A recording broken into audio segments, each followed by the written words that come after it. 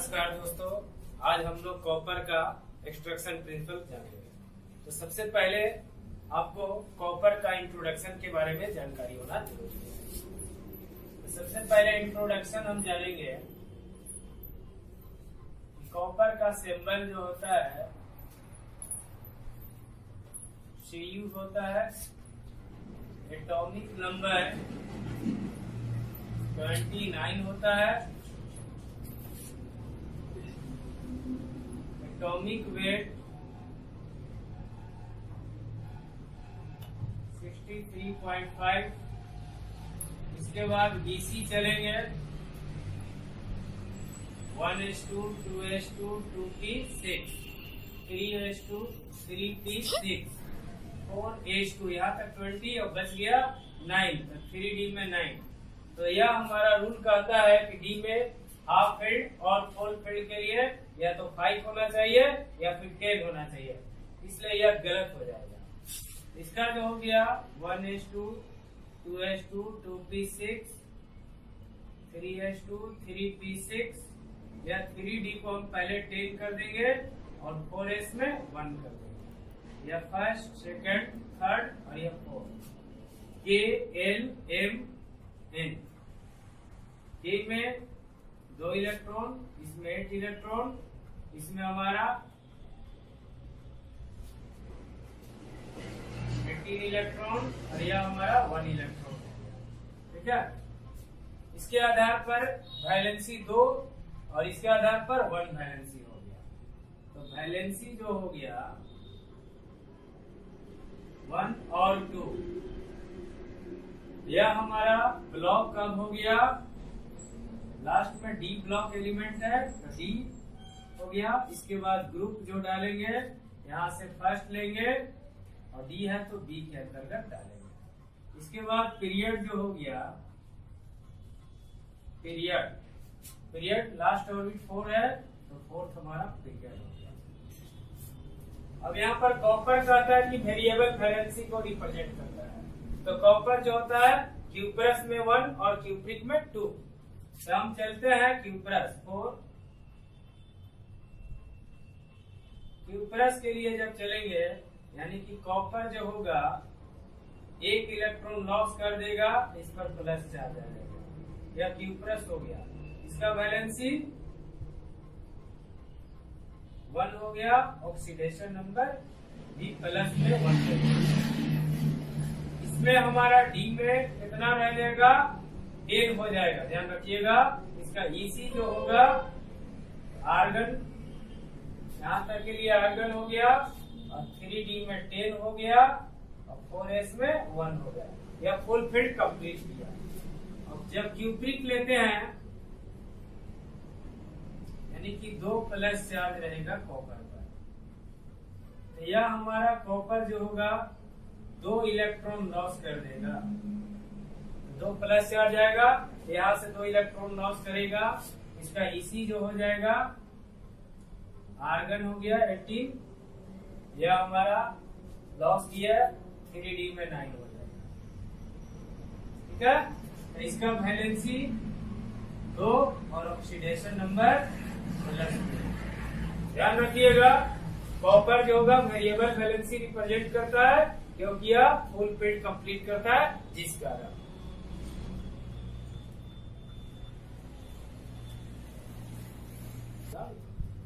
अब हम लोग कॉपर का एक्यूरेंस करेंगे। तो याद रखना है कि कॉपर जो होता है 3 स्टेट में नेचर में मेटल के रूप में पाई जाती है, साथ ही साथ यह मिनरल्स ओर्स के रूप में पाई जाती है।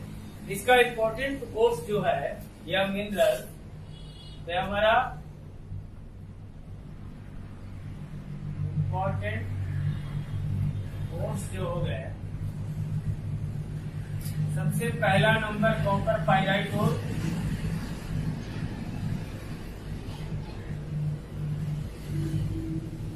दूसरा होता है कॉपर ग्लास,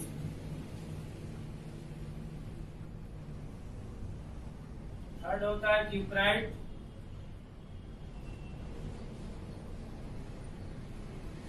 और मेलाचाइट, और 5 नंबर में एजुराइट होता है। तो कॉपर पायराइड का जो सूत्र होता है CuFeH2, कॉपर ग्लास का Cu2S, ल्यूप्राइड का Cu4, इसका जो हो जाता है कॉपर कार्बोनेट, याद रखना है copper carbonate into copper hydroxide हो जाता है। और इसका भी यही फॉर्मूला है, लेकिन ये 2 हो जाता है CuCO3 का होल 2 इंटू CuOH का होल 2। यहाँ पर इसको उलट सकते हैं, या आप लिख सकते हो CuOH का होल 2 इंटू 2 कॉपर कार्बोनेट। यह हमारा याद रखना है कि सबसे ज्यादा मात्रा में कॉपर जो होता है कॉपर पायराइट ओर में पाया जाता है, इसलिए मेनली ओर्स हो गए और यह सब मिनरल्स के रूप में आएंगे। कॉपर का एक्सट्रैक्शन, तो कॉपर का एक्सट्रैक्शन 2 तरीकों से किया जाता है, 2 प्रोसेस होता है। पहला प्रोसेस पायरोमेटलर्जिकल प्रोसेस होता है। तो पायरोमेटलर्जिकल प्रोसेस जो होता है यह ड्राई प्रोसेस होता है और यह हमारा हाई ग्रेड है ना, यानी कि उच्च दस्ता वाले कॉपर के लिए हम लोग करते हैं। हाई ग्रेड ओर के लिए करेंगे जिसमें मोर देन 4% से अधिक कॉपर आता है। जबकि दूसरा होता है हाइड्रोमेटलर्जिकल प्रोसेस। इस विधि का जो है प्रोसेस का यूज हम लोग इसे वेट प्रोसेस करते हैं, साथ में इसका उपयोग लो ग्रेड ओर्स के लिए करते हैं। तो हम लोग कॉपर का एक्सट्रैक्शन जो होता है अब यहाँ पर पायरोमेटलर्जिकल प्रोसेस द्वारा करेंगे, जो सेल्फ प्रोसेस विधि होता है जिसमें हम लोग कॉपर पायराइट ओर से करेंगे।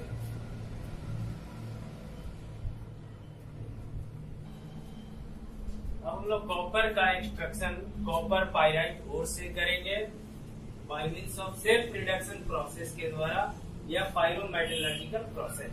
यह हमारा ड्राई प्रोसेस होता है। तो कहता है कि सेल्फ रिडक्शन प्रोसेस के द्वारा कॉपर पायराइट ओर से हम लोग कॉपर का एक्सट्रैक्शन करते हैं। तो इस प्रोसेस में यह हमारा 5 स्टेप्स उत्पन्न होते हैं।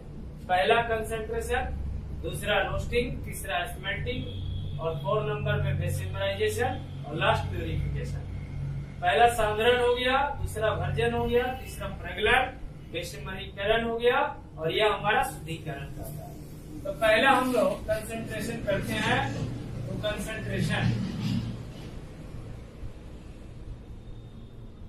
कंसंट्रेशन में सबसे पहले क्या करना है कि जो कॉपर पायराइट ओर है उसको हम लोग पाउडर फॉर्म में पीसकर मैंचूर crushed to very fine powder and powder ore is concentrated by froth flotation process. तो कह रहा है कि पाउडर ओर को पीसकर मैंचूर बना लेना है, फिर उसका साधारण हम लोग हेड उत्प्लावन विधि यानी कि फ्रॉथ फ्लोटेशन विधि द्वारा करते हैं। तब हमें कंसंट्रेशन में क्या करना है कि ओर को क्रस्ट कर देना है पाउडर के रूप में, और powder ore is concentrated by froth flotation process. इस प्रोसेस के अंतर्गत हम लोग पाउडर ओर को वाटर और फाइन ऑयल के साथ मिश्रित कर देते हैं। वाटर प्लस फाइन ऑयल,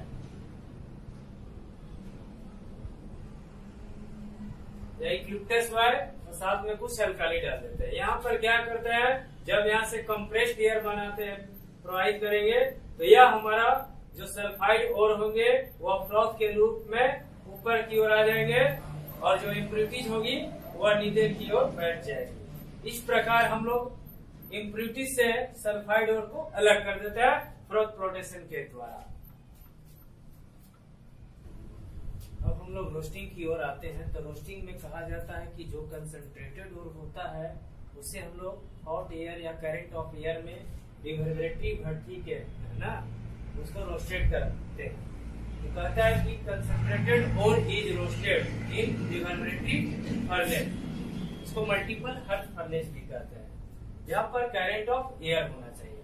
यहाँ पर current of hot air provide करेंगे और यहाँ से ओर डालेंगे। तो इस केस में क्या होता है, जब हॉट एयर जाएगा तो सबसे पहले मॉइस्चर जो होगा आपका रिमूव कर जाएगा, इसमें नमी जो होगी वह दूर हो जाएगी। दूसरा इस केस में जो वोलाटाइल इम्प्यूरिटीज होंगे जैसे सल्फर, आर्सेनिक और बिस्मथ, वह हमारा वोलाटाइल ऑक्साइड के रूप में उड़ जाएंगे। कहता है कि वोलाटाइल इम्प्यूरिटी जो होगी वह हमारा जैसे सल्फर, आर्सेनिक, एंटीमनी रिमूव कर जाती है वोलेटाइल ऑक्साइड के रूप में। जैसे सल्फर ऑक्सीजन से कराएंगे तो आप जानते हो SO2 गैस बनता है। इसके बाद आर्सेनिक और ऑक्सीजन से कराएं तो यह आर्सेनिक का वैलेंसी 3 और ऑक्सीजन का वैलेंसी 2, AH2O3 हमारा आर्सेनिक ऑक्साइड या वोलेटाइल ऑक्साइड हो गया, जो उड़ जाती है। इसके बाद जो और होंगे वो हमारा mixture of cuprous and ferrous sulphide में बदल जाएंगे। यह हमारा कॉपर पाइराइट ऊन है जो ऑक्सीजन से रिएक्ट किया एयर से, तो यह हमारा Cu2S, फिर आयरन है तो FeS बनाएगा और SO2 गैस बुक कर देता है। और यह 4 पॉइंट में क्या होता है, जो यह हमारा कॉपर सल्फाइड प्राप्त हुआ क्यूप्रस, वह पुनः ऑक्सीडाइज करके क्यूप्रस ऑक्साइड में बदल जाता है। इस तरह हमारा रोस्टिंग कंप्लीट होता है।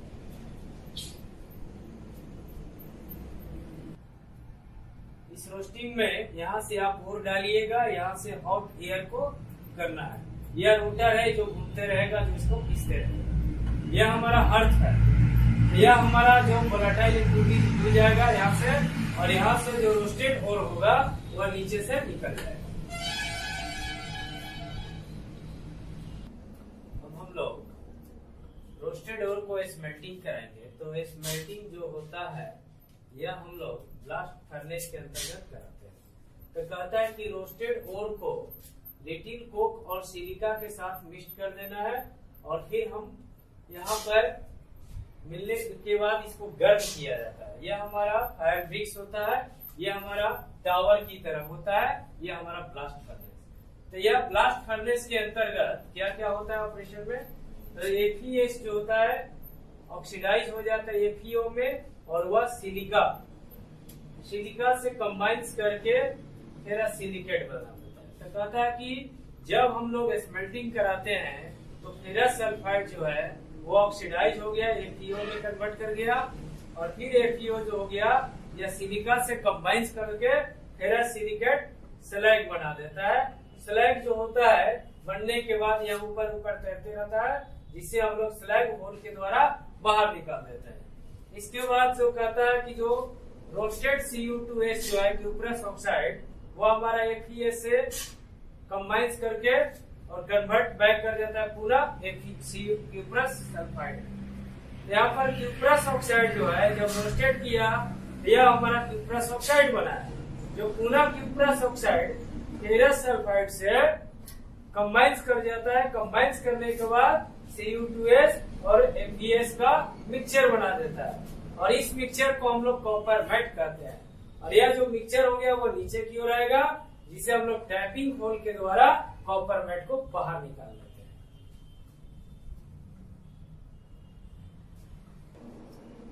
अब हम लोग कॉपर मैट को बेसिमर कन्वर्टर में लाते हैं। तो कॉपर मैट को आपको गर्म करना है बेसिमर कन्वर्टर में इन करंट ऑफ हॉट एयर के रूप में के द्वारा। तो कहता है कि रिमेनिंग जो पोर्शन जो है FeS जो है फेरस सल्फाइड जो है ऑक्सीडाइज होकर FeO बना देगा, और फिर पुनः सिलिका से कंबाइंस करके फेरस सिलिकेट स्लैग बना देगा। जबकि Cu2S जो होगा ऑक्सीडाइज हो जाएगा क्यूप्रस ऑक्साइड में, जो हमारा कंबाइंस विथ है ना क्यूप्रस ऑक्साइड जो हो गया copper cuprous sulphide combines with cuprous oxide, Cu2S is oxidized to Cu2O में and combines with Cu2O to form copper। कहता है कि क्यूप्रस सल्फाइड जो है ऑक्सीकृत हो जाएगा बेसिमर कन्वर्टर में, और वह Cu2O में बदल जाएगा। अब यह क्यूप्रस ऑक्साइड जो हो गया पुनः Cu2S से कंबाइंस करेगा तो यह कॉपर बना देता है। तो इस केस में जो हमारा कॉपर प्राप्त होता है मोल्टेन कॉपर, ये हमारा बेसिमर कन्वर्टर है। इधर से हम लोग सैंड और हॉट वाटर को डालेंगे, और इधर से हमारा कॉपर मैट डालेंगे। तो सैंड और हॉट वाटर में जो फेरस ऑक्साइड जो है सल्फाइड फेरस ऑक्साइड में बदल जाएगी, और फेरस सल्फाइड में बदल गया ऑक्साइड में, जहाँ पर फेरस ऑक्साइड हो गया सिलिका से रिएक्शन करके स्लैग बना देती है, जबकि क्यूप्रस सल्फाइड जो है ऑक्सीकृत करके क्यूप्रस ऑक्साइड बना देता है, जो पुनः रिटर्न बैक रिएक्ट करेगा क्यूप्रस सल्फाइड से, तो यह हमारा पूरा कॉपर बना देता है। इस केस में जो कॉपर प्राप्त होता है वो 95 से 99% प्योर होता है। अब हम लोग प्यूरिफिकेशन के बारे में या रिफाइनिंग ऑफ कॉपर। तो सबसे पहले क्या करना है कि दो मेटल प्लेट का इलेक्ट्रोड लेना है। एक प्योर मेटल जो होगा कॉपर का वह एनोड का व्यवहार करेगा, जबकि प्योर मेटल प्लेट जो होगा वह कैथोड का व्यवहार करेगा। और इलेक्ट्रोलाइट के रूप में हमें कॉपर सल्फेट का सोल्यूशन लेना है। तो इस केस में जब हम लोग इलेक्ट्रोलाइसिस कराइएगा इस कॉपर सल्फेट सोल्यूशन में एसिडिफाइड कॉपर सल्फेट लेना है इलेक्ट्रोलाइट के रूप में। जब हम लोग इलेक्ट्रोलाइसिस कराते हैं तो यह हमारा एनोड जो होगा यह घटेगा, डिक्रीज करते जाएगा और उस इम्प्योरिटीज के रूप में यानी कि एनोड माइंड के रूप में यह हमारा बॉटम में आती जाएगी। जबकि कॉपर जो होगा हमारा कॉपर इस पर कैथोड पर एकत्रित हो जाएगी। इस तरह इस प्रकार हम लोग कॉपर जो है 99 पॉइंट प्योर प्राप्त कर लेते हैं कॉपर पाइराइट ओर से। इस तरह सबसे पहले आपको करना क्या होगा, कॉपर का ओर्स आपको याद रखना है कि कॉपर पाइराइट ओर से हम लोग एक्सट्रैक्शन करेंगे, जिसमें बहुत सारे प्रोसेस होता है। पहला कंसंट्रेशन, दूसरा रोस्टिंग, तीसरा स्मेल्टिंग और 4 में एक्सिमराइजेशन और 5 में प्यूरिफिकेशन, और तब जाके अंत में हमारा कॉपर प्राप्त हो जाती है। इस तरह दोस्तों अगर आपको मेरा वीडियो पसंद हो इसे लाइक करें, सब्सक्राइब करें और हो सके तो शेयर करना ना भूलें।